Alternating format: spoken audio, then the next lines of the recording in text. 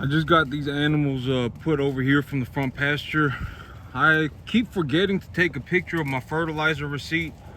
I'm gonna do that today, and I'm gonna upload it as one of the I don't know, the screenshot preview of the video for yesterday. I'll put it up on that video, and so people can see how much I pay for fertilizer. But I always keep my fertilizer receipts because my fertilizer receipt is my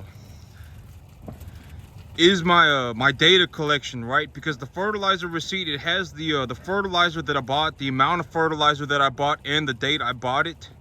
And so if I know I went and put 1 ton on my field, you know, the day after I bought it, I have the date and everything right there stamped on it. And another way that I keep track of data is I just text myself. Like if I give an animal a shot, I'll text myself. If I do anything, I'll just text myself, because nowadays my phone is in my pocket, right? And so it's the easiest way for me to collect data is I just text message myself. But okay, so this morning I figured, okay, you know, because realistically, let's say okay, so a lot of people, you got to be very wary of people, because you never know, like when you watch these videos on the internet, if you look at people's social media, if you look at their Instagram, if you look at their Facebook, you don't actually know what that person is trying to do, right? Like that person, they could be getting wrecked financially. They could just be doing it for the gram, as they say. You know, like these people, they may look like they're living pretty lives, and they may look like they like a screenshot of their life. It may look like they're doing okay, right? But you don't actually know what's going on with these people. That's why, I've said this before, and I always say, don't idolize people. You know, you never know what's going on with some people. Like they could be getting freaking wrecked financially, right? I mean, you never know what's going on with people. Sometimes they look like they're doing good, and for a moment on Instagram they may look like they're doing good, and and sometimes on these videos on YouTube, they're not actually in it or any video, they're not actually there to give good information. They're not there to they're not actually, like these gardening videos and stuff, some of these videos, they're not actually there. The purpose of the video is to be accessible to a large amount of people. That's what they do. When these people, when they shut off the camera, legitimately, they'll turn around and they'll think, okay, how do I make this video more accessible to people? They're not actually there to teach people how to be a farmer, or how to do anything. They're just in it for the money. They're in it to collect money. And so you got to be very wary of people. Be very wary of information on the internet, right? And so that's also one of the big reasons why I read, like me, I always read published papers. Like if I'm looking for data, if I'm looking for hard factual data, or objective truths, right? If I'm looking for something that's more on the cusp of truth than an opinion, because I mean, who knows what a truth actually is, right? If I'm looking for something that is more on the cusp of a truth than an opinion, I go and I read published papers from scholars on the internet. Because these papers, like I remember I read a paper one time. It was about the nitrate concentrations in irrigation water that was being applied to a field of grass, and it was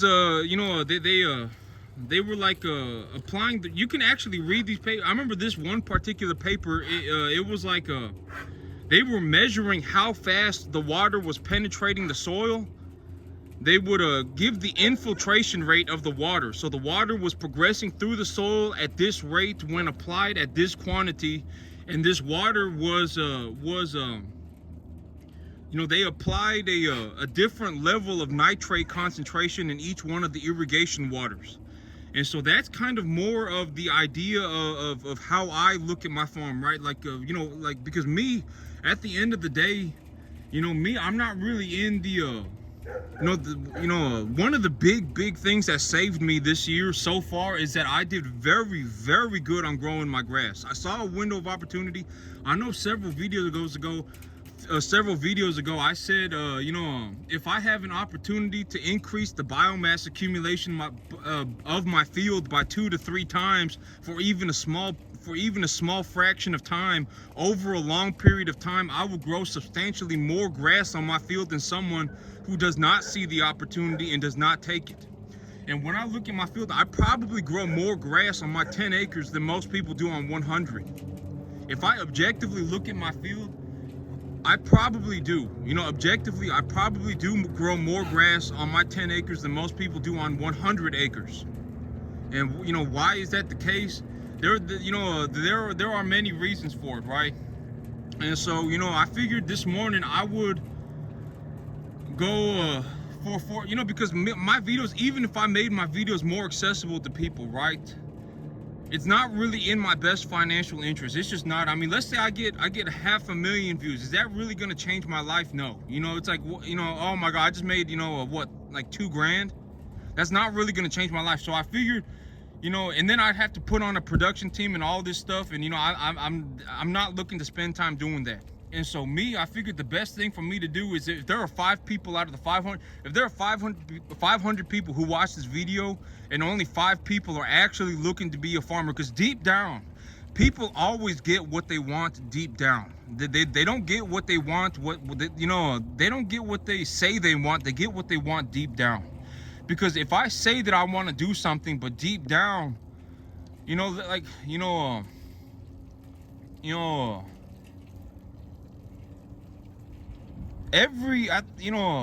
it's everybody always gets what they actually want, because deep down there is another like microcosm of a universe of thought in every individual. Like they may say they want something, but deep down they're complaining. They oh my God, the world is unfair. Oh my God, I can't catch a lucky break. Oh my God, this, that, or whatever, right? Deep down, that's what they may think inside, but they may say something else. And so when I look at people, you got to be really actions speak for themselves, right? Like my work, objectively, the things that really saved me this year was that, number one, I had a very, very, very firm grip on my business plan. And number two, I did phenomenally well in growing my grass. The cattle may have kind of fallen apart. It didn't really even fall apart. I didn't, it didn't completely fall apart, but it did pretty much fall apart. But I did so good on the other 2 things of my business that it saved me. The growing the grass and the business aspect of things, I did so phenomenally well on those 2 parts that it saved me. I managed to save myself. And but if I'm going to speak to the 5 people, right? If I'm going to speak to the 5 people watching this video who actually want to learn to be a farmer, deep down, they're not in it for the money. Deep down, they're not in it for anything else. They're legitimately going to die an old man farming. If that is genuinely what the person is, because you never know, right? Like, you never know what's going on with people. They may say they want to do something, but the moment they make some money, the dreams are gone. A lot of people are like that. They may say, oh my God, I want to be a farmer. And then, they find a way to make $100,000 a year doing something else. They will completely abandon farming. They will never talk about farming again. And so, deep down, if somebody's actually interested in becoming a farmer, and they are legitimately in a situation where they have agreed with themselves, the voice deep down, the voice inside of them, they have acknowledged that they are going to farm, or they are going to die an old man trying. And they are going to wake up 7 days a week and they're going to go farm. I figured it is better for me to speak to these people than it is for me to try and reach a whole bunch of people. So when I go on the internet, and I collect broad data, generic data, right? The information collected from other people, and then when I look at the data that I've collected by myself on this soil, most grass needs a nitrogen, phosphorus, potassium ratio of somewhere between 5 to 10, somewhere between, maybe even, depending on your normal. Okay, so if I were going to speak on a soil that was not my soil, the generic soil, like let's say I was to grow grass in a sterilized gelatin agar. If I were to grow grass in a sterilized gelatin agar, I would anticipate that the grass would metabolize the minerals in the gelatin agar at a ratio of roughly 7 to 10 parts nitrogen to 1 part phosphorus to about 7 to 10 parts potassium, roughly somewhere around there. So it's roughly about 10 nitrogen, 1 phosphorus, 7 potassium, somewhere like that. And this is just for grass. Okay, so like if I were to grow something like a tomato plant, the tomato plant, broadleaf plants that produce a large amount of fruits, they tend to absorb more. They tend to metabolize more potassium. Potassium really helps with the swelling of the fruit. And so so if I were to grow grass, in a sterilized gelatin agar, that is what I would anticipate. And so on my field right now, I have been putting fertilizer at a ratio of 5 parts nitrogen, 1 part phosphorus, and about 3 parts potassium for about the last 2.5 months. For about the last 2 months, that's what I've been applying on my field. Well, okay, so I put fertilizer on my field last week, right? I put fertilizer on my field last week, and this fertilizer will likely be what the plants are metabolizing until I get about 4 to 5 inches of rain on my field, because there is the water aspect too, right? Depending on how much water is in the soil, will cause different metabolic activity in the plants. So like if I only get 3 inches of rain, maybe my fertilizer, it really, maybe the fertilizer, well, okay, so the thing about it, if there is less water in the soil, the solute concentration of the fertilizer increases, because the ratio between the minerals, the fertilizer, and the water, the minerals are higher in the ratio, because there's a lot of water in the soil. Because I've said in previous videos, kind of sounds like a broken record at this point, but the way the fertilizer goes into the soil is that the fertilizer is either physically put into the soil, like I have to, the fertilizer, the molecule physically goes into the soil, the roots come in contact with it, or the fertilizer is dissolved into the water. And as the water moves through the soil, the water comes in contact with the plant root. And when the water comes in contact with the plant root and the water has the fertilizer in it, it will push the water to the root of the plant, and then the plant will essentially filter the minerals out of the water. But this is not just all fertilizer, like phosphorus and potassium. Okay, so fertilizer has a negative charge to it. And so, like, if I were to put phosphorus and potassium on my field, one of the unique qualities of my field is that when my field gets wet, it swallows stuff. Like, it's, a good representation of this would be, how I had all of that hay everywhere. I had hay everywhere. Look at it. It's all gone, right? It's all gone. So one of the unique features of my soil is that when it gets wet, it will swallow stuff. It will legitimately just start swallowing everything. And so, like, that's one of the big advantages that I have. Like, when it gets wet, legitimately all of the manure disappears. All of the hay that I had put on the ground as bedding disappears. The soil swallows stuff. And so that's one of my unique features of my soil. And so when I put like phosphorus and potassium on my soil, and it rains a substantial amount, probably it's going to take a couple of inches of rain, but depending on how much moisture is already in the soil, my soil will actually physically swallow the fertilizer molecule. And so it will push the fertilizer molecule into the ground. And phosphorus and potassium fertilizer, there are other positively charged fertilizer, and so phosphorus and potassium are positively charged. And so when they come in contact with the soil will actually hold on to that fertilizer like a magnet. And so, the only thing that I really need to worry about when it comes to runoff is nitrates. And, But nitrates, like if I'm applying less than like 250 pounds of nitrate a year, and depending on the biomass, because the roots of the plant act as a filter. So if the nitrate comes in contact with the plant root, the plant root will physically absorb the nitrate molecule. And so it's not like if I put fertilizer on my field, the fertilizer just goes straight into the environment and obliterates my environment. That's not how the world works. The plant material will physically absorb that molecule. It will physically pull that molecule out of the soil. And then when it enters the plant, the plant has all sorts of stuff going on. When the light hits the leaf material of the plant, the light will physically go through the plant material, and when it goes through the plant material, it will interact with a cell called the chloroplast. And the unique thing about the chloroplast is that it turns the plant green, but it also creates sugar. And so sugar is the energy for the plant material. And when the plant material has energy, there is a massive chain reaction in the plant, and the plant begins to metabolize all of these different minerals like nitrogen, phosphorus, potassium, calcium, sulfur, copper, molybdenum, everything, selenium, everything.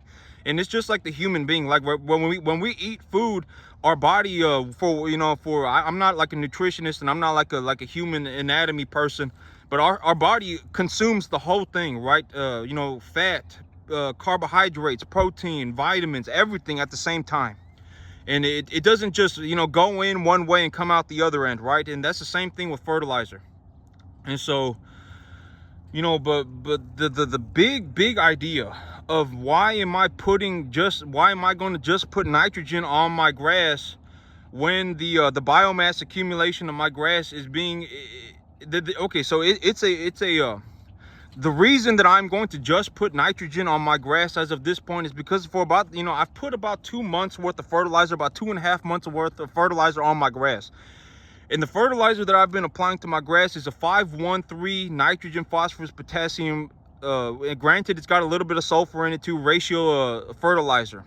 And I anticipate that my grass will need something more like a 7 to 10 part nitrogen, 1 part phosphorus, about 7 parts potassium fertilizer for to grow properly on my field. That's what I am anticipating. And so when I look at the fertilizer that I've applied on my field as of right now, and then I look at the weather conditions that I anticipate will be happening over the next 2 months,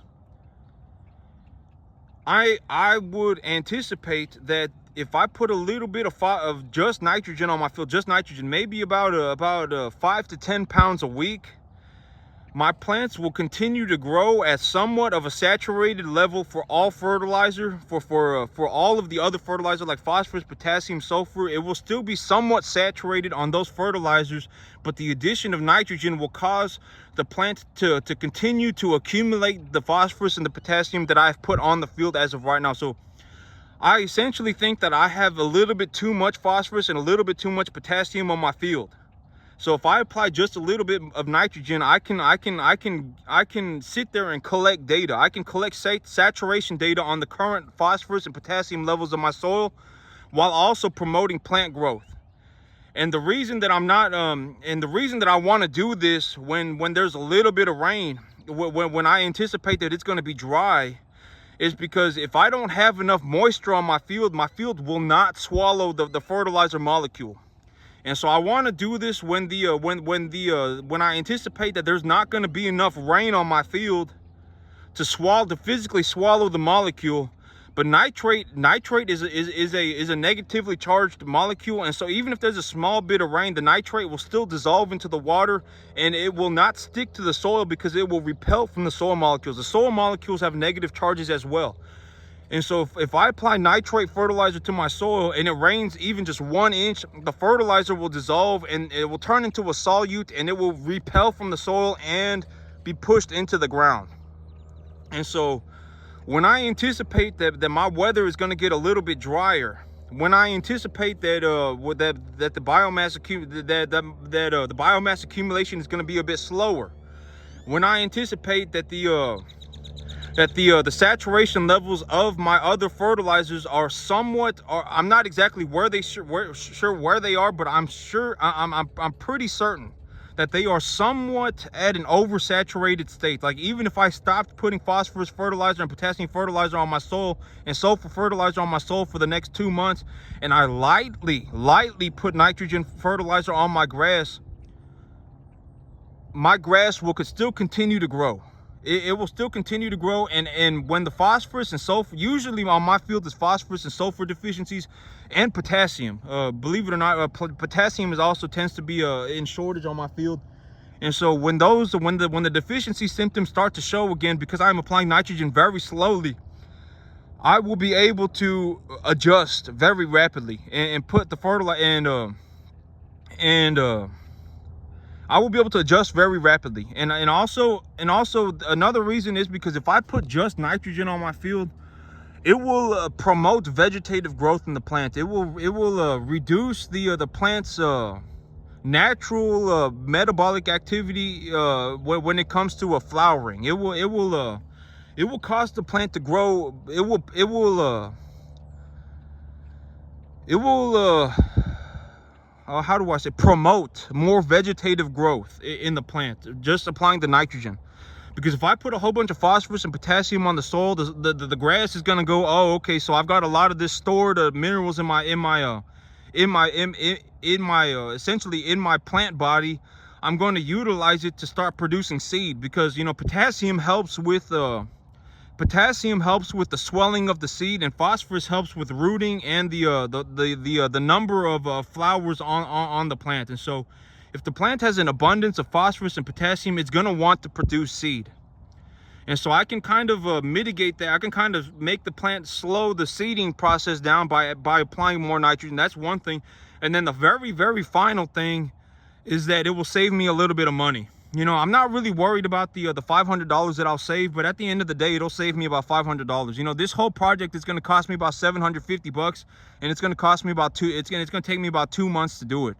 And also, you know, this is also a very, very good opportunity for me to collect data, because, like, you know, but water is also something that I need to consider. If there's not enough water on my field, my plants won't grow anyway. And so this is a very, very, very prime opportunity for me to collect data. You know, how, you know, well, what do I anticipate the proper phosphorus and potassium sulfur ratios are on my field, right? On my field specifically. And so you know, it's also a good time to do that. And so those are the big things. You know, I don't think that I'm gonna have enough rain to physically push the phosphorus and potassium fertilizer into the soil. That's one thing. I get to collect data. That's another thing. The nitrate fertilizer will penetrate the soil even with just a half inch, a 3/4 inch of water, and it will increase the biomass accumulation of the plant. I save a little bit of money, and you know, and at the end of the day, it's my farm. If this is my plan, and if this is what I want to do, you know, it's up to me, right?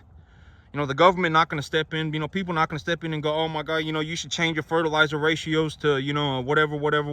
Oh man, you know, it don't matter, right? I can do whatever I want.